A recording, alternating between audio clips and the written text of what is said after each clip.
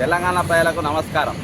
ఈరోజు తెలంగాణ విభజన సమయంలో ఉన్న హామీ ఏంటంటే కాజీపేట కోచ్ ఫ్యాక్టరీ ఒకటి, బయ్యారం ఉక్కు ఫ్యాక్టరీ, ట్రైబల్ యూనివర్సిటీ, ఈ మూడు కూడా ఆ రోజు చట్టంలో పొందుపరిచేది రీఆర్గనైజేషన్ యాక్ట్లా.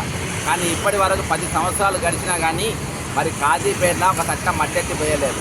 కానీ పైపెచ్చిగా ఈరోజు మేము 20 సంవత్సరాలకి వెళ్ళి కాజీపేట డివిజన్ చేయాలని చెప్పి మేము పోరాటం చేస్తూ ఉంటే అక్కడ ఉన్న ఆంధ్రప్రదేశ్లో ఉన్నటువంటి అనేక ప్రాంతాల్లో చేస్తున్నారు, కానీ కాజీపేట చేస్తలేరు.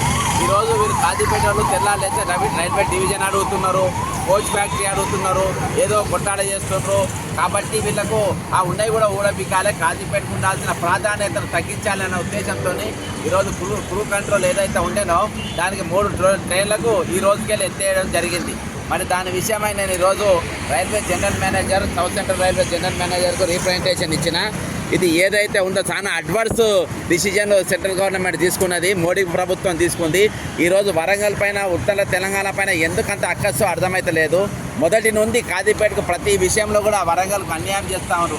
అక్కడ కల్వకుంట్ల చంద్రశేఖరరావు ముఖ్యమంత్రి ఉన్నప్పుడు ఓరుగల్లు అనేది ఒక చరిత్ర, కాకతీయుల చరిత్ర, రుద్రమ్మ చరిత్ర, ప్రతాపరుద్ర చరిత్ర, ఈ చరిత్రను తెలంగాణ ఎవరికి లేనటువంటి చరిత్ర వీళ్ళకెందుకు ఉండాలన్న ఉద్దేశంతో వరంగల్ జిల్లాను 6 ముక్కలు చేశారు. ఈరోజు అదే చరిత్రను మరి కాజీపేట ఒక లోకల్ షెడ్ ఉండే, డీజిల్ షెడ్ పెద్దగా చాలా మందికి ఉపాధి కల్పించే విధంగా ఉండే, అటువంటిది అవి మొత్తం తగ్గించి ఈరోజు ఇష్టానుసారంగా వ్యవహరిస్తామన్నారు. మేము ఈ కంట్రోల్ కాజీపేట వెంటనే డివిజన్ చేయాలనే ఉద్యమం ఒక దిక్కు జరుగుతూ ఉంటే క్రూ కంట్రోల్ సంపూర్ణంగా తగ్గించడం అనేది అది వచ్చే రోజుల్లో క్రూ కంట్రోల్ మొత్తానికి ఎత్తేద్దామనే కుట్ర ఇదివరకు జరుగుతూ ఉంది.